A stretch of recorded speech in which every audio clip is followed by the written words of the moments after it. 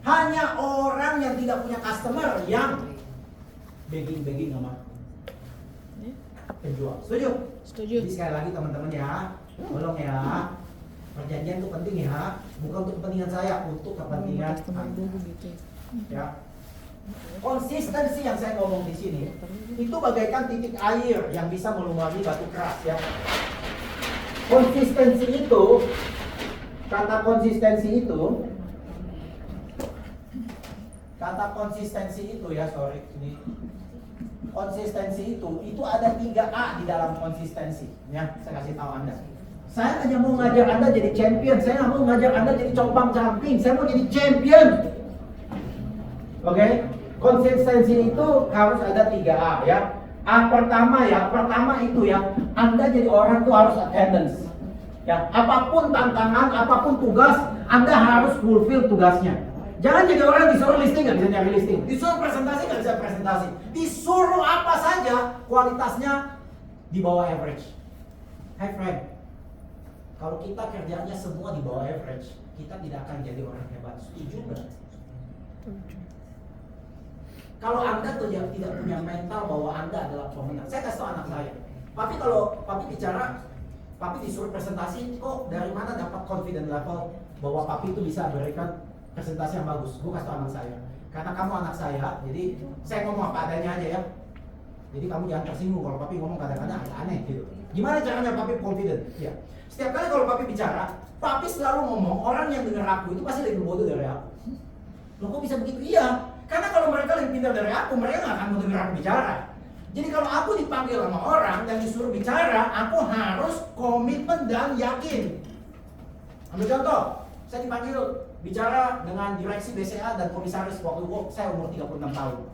Komisaris dan direksi BCA manggil saya, nanya properti outlook di Indonesia. Waktu saya umur 36 tahun, saya bicara dengan orang yang 50 tahun ke atas. Saya bicara pede sekali, kenapa? Karena saya tahu mereka lebih bodoh dari saya dalam bidang properti. Saya terkesima dengan satu agen properti, saya terkesima dengan satu agen asuransi, di mana 3 minggu yang lalu saya bicara. Sebelum saya bicara, karena saya datang lebih awal, salah satu top leader diminta bicara di depan. Dan ini agen asuransi ibu-ibu umur 36 tahun, sudah 12 kali MDRT. Kemudian dia bilang, saya hanya seorang ibu rumah tangga, sekolah hanya SMA. Saya itu dengan orang lain pasti saya lebih bodoh dari orang lain. Kalau orang lain nanya mengenai dagang, saya pasti lebih bodoh. Kalau orang lain nanya mengenai profesionalisme kerja di perusahaan, saya pasti orang bodoh. Tapi kalau mereka ngomong mengenai asuransi, biar mereka konglomerat sekalipun, saya lebih pintar dari mereka. Waktu dia ngomong itu saya mulai diam, saya pikir, ini orang ngomong benar. Ini orang ngomong benar. Dia mungkin lebih bodoh dari orang lain karena mungkin dia nggak sekolah. Oke. Dia mungkin lebih bodoh dari orang lain karena dia bukan pedagang. Oke. Dia mungkin lebih bodoh dari orang lain karena dia bukan profesional yang kerja di perusahaan. Oke. Tapi kalau saya ngomong asuransi, siapapun di depan saya, dia pasti lebih bodoh dari saya. Dan saya lebih pintar. That's why saya bisa yakinin dia untuk beli asuransi saya. Yang ngomong ibu-ibu hanya lulusan SMA. Saya bilang ini orang hebat. Saya langsung ngomong sama CEO-nya. Pak, ibu ini sepanjang saya bicara di beberapa kota Indonesia, saya pengen bapak bawa dia.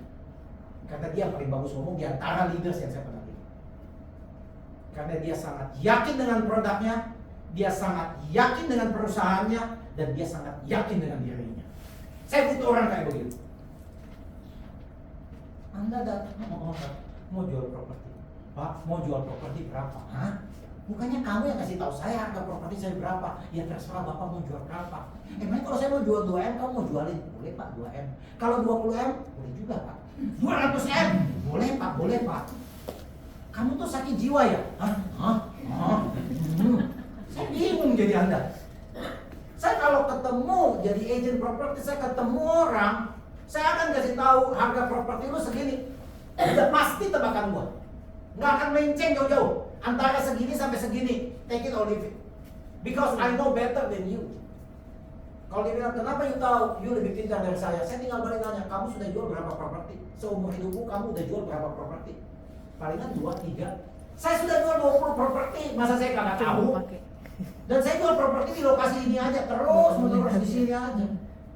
Jadi saya kasih tahu Anda, kalau Anda mau jadi champion, Anda harus menghargai diri Anda.